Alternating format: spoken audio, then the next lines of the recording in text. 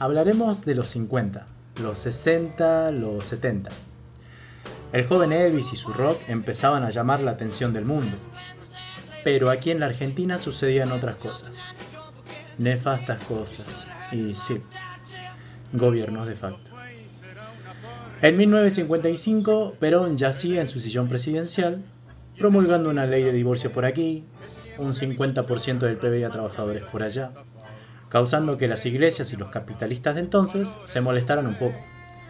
Pero poco, porque nada más entonces se armaron a un grupo antiperonistas, donde militares, liderados por el general Leonardi, incluso con apoyo estadounidense, pues querían aplicar políticas capitalistas en Sudamérica, el grupo de los no Perón, llamémosle el grupo Revolución Libertadora. Retomemos. Leonardi, con apoyo militar, empresas privadas, la Iglesia Católica y los Estados Unidos, tomó el poder por la fuerza el 16 de septiembre de 1955.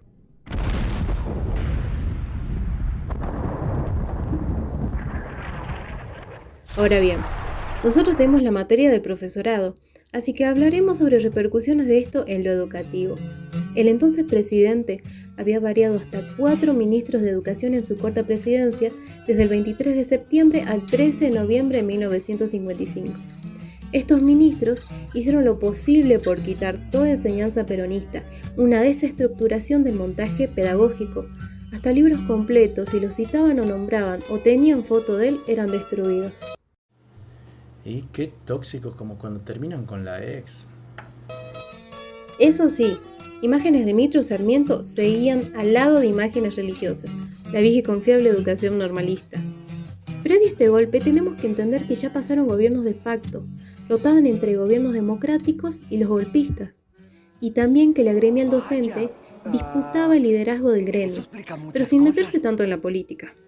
Pero ya a esta altura de la época, lo educativo influía en docentes, alumnos, planes de estudio, como los universitarios en 1956 que crearon el movimiento Resistencia Peronista. Llegó el año 1958 y democráticamente preside la nación la Unión Cívica Radical Intransigente. El primer ministro, sáquese yanqui.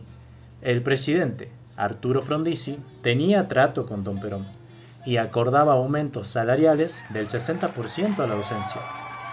Pero no le duró mucho la buena onda a Frondi, porque pasado un tiempo, las políticas se dedicaban a beneficiar solo a entidades capitalistas nacionales y extranjeras. Si hasta les regaló el petróleo, los vendía a nada.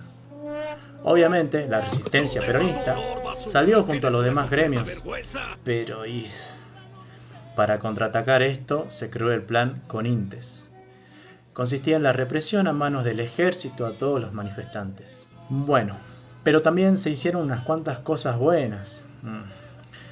Se impulsó la teoría del planeamiento académico, como reformar planes de educación física.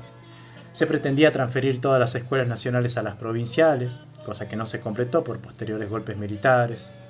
Se creó el estatuto docente, donde se hacían juntas de calificación y disciplina, decidían traslados, ascensos, sanciones a los enseñantes, concursos docentes, etc. Se crearon cláusulas provisorias que duplicarían el sueldo docente. Se creó la Comisión Permanente de Coordinación Escolar, donde todas las provincias del país acordaban el contenido académico igualitariamente en todas las provincias. Se crearon inspectores regionales de las escuelas de profesorado. 126 escuelas y 120 colegios a lo largo del país se construyeron y otras 521 fueron reparadas. Se crea el CONADE, el Consejo Nacional de Desarrollo, que promocionaba y fomentaba la cultura y el deporte, entre otras acciones que también beneficiaban a la educación. La meta en esta época se estaba enfocando a preparar recursos humanos para el desarrollo del país y teníamos el CONET, de la mano con UNESCO. En 1958 impulsaron la ley domingonera, que apoyaba la educación privada, momentos en que la educación pública se dividía entre los que apoyaban la educación laica y los que defendían el catolicismo en las escuelas. Lucha que también llevó a manifestaciones. ¿Qué hace el gobierno en esta crisis? Y sí, deciden que para mejorarlo todo, darle un subsidio al sector privado. Ojo que el subsidio consistía en habilitarlo para expedir títulos de nivel superior. Se reconocen entonces así las primeras universidades privadas, orientaciones de bachillerato.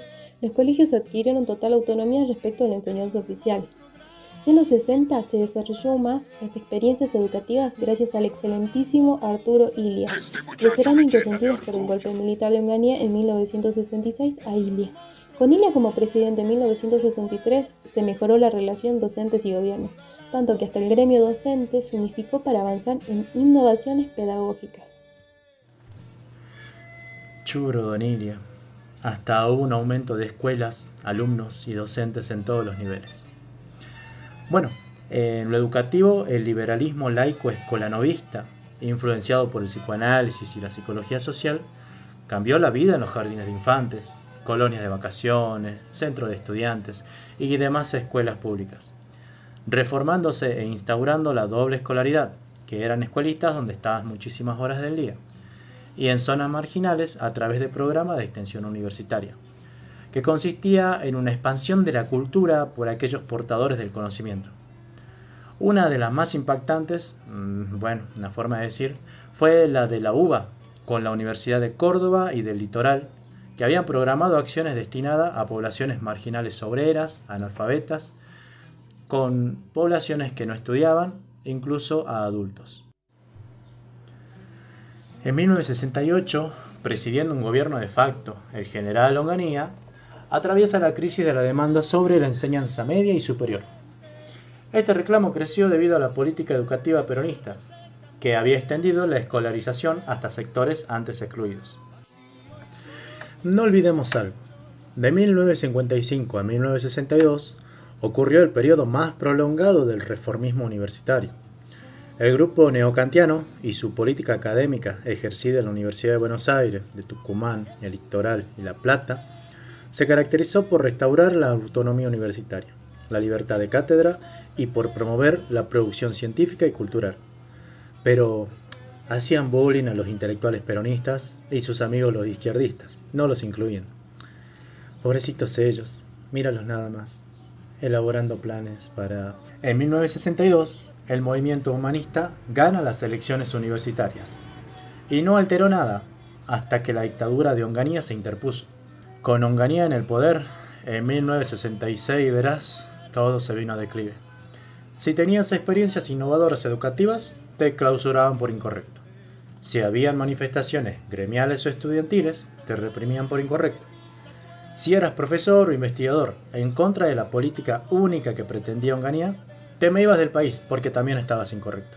Todo para Onganía era incorrecto, pues perdóname por ser tan incorrecto. La Iglesia Católica también hizo cositas.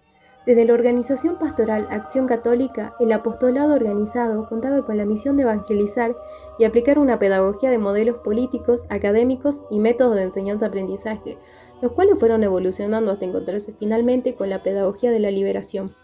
Algunos escritores que no abandonaron el país se reunían y se interesaron por la historia del país, entre ellos uno de los más influyentes y conocidos, cómo no, el gran Arturo Jauretche, autor de muchos libros de historia de interés académico. A comienzos de la década del 70, los militares intervenían en las universidades y atentaban contra sus mecanismos democráticos, dejando las cesantías de profesores, la expulsión de alumnos, las restricciones a la libertad de cátedra e investigación y la violencia ejercida sobre el movimiento estudiantil. Los ministerios de educación de este periodo trataron de imponer una ley orgánica de educación que fue resistida por los docentes, es decir, elaboraban proyectos y acciones sin consultar nada a los docentes. Al mismo tiempo, el gremialismo docente establece dos organizaciones nacionales. La Central Única de Trabajadores de la Educación, la CUTE, que se ocupaba de todos los docentes del interior del país, y la otra era la Juventud Trabajadora Peronista y la Izquierda Combativa, que apoyaba especialmente a los docentes de la provincia de Buenos Aires. Se ejecutó también el proyecto realizado por Alberto Tacchini, consistente en crear universidades pequeñas para desconcentrar las ya establecidas, en especial la UBA. Pero tuvieron problemas por los entornos socioeconómicos donde se las construía. Los estudiantes o no se interesaban en esas universidades y por ende el gobierno no construyó más aulas, no les dio más libros, bancos, nada. No hay, no existe. En el 73 vuelven a suscitarse las manifestaciones docentes. como consecuencia del movimiento del nacionalismo popular, el cual ya se gestaba desde fines de los 60, sumado a las nuevas políticas de educación, implementadas en 3 periodos, entre los años del 73 al 75, cuando ya se daba el tercer gobierno peronista. Esto se dio así: un periodo hegemónico influenciado por la izquierda peronista. Tenía tendencias tan radicales por el laicismo y el peronismo que repercutieron en varias entidades estatales nacionales, como el DINEA, la Dirección Nacional de Educación de Adultos, la Dirección de Comunicación Social, la Dirección de la Educación Agrícola y las universidades nacionales, los cuales ya tenían directivos, precisamente equipos de la juventud peronista. Gracias a ello, se elaboraron nuevos programas educativos en todos los aspectos: agrícola, gremial, escolar, comunicación social, entre otros. Perón, exiliado, deseaba que Rodolfo Puigros, escritor izquierdista, fuera rector de la UBA, lo cual lo cumplió, supongo yo, don Héctor Cámpora, y no contento con eso, puso a otros directivos de misma tendencia en diferentes universidades, reformando la docencia, investigaciones y extensiones universitarias. Obviamente, esto no le gustaba a los antiperonistas, a los de derecha. Decían que en lo educativo no se debe tratar problemas nacionales y populares, ni la tendencia antiacademista y participativa les caía bien. La misma derecha peronista se oponía, pero a esto nadie le daba atención. Pero, en 1974 llega Isabel Martínez de Perón al poder. Y llegamos a noticia internacional, pero porque en esa gestión un cura recorrió las aulas exorcizándolas de los malos espíritus de Karl Marx, Sigmund Freud y Jean Piaget.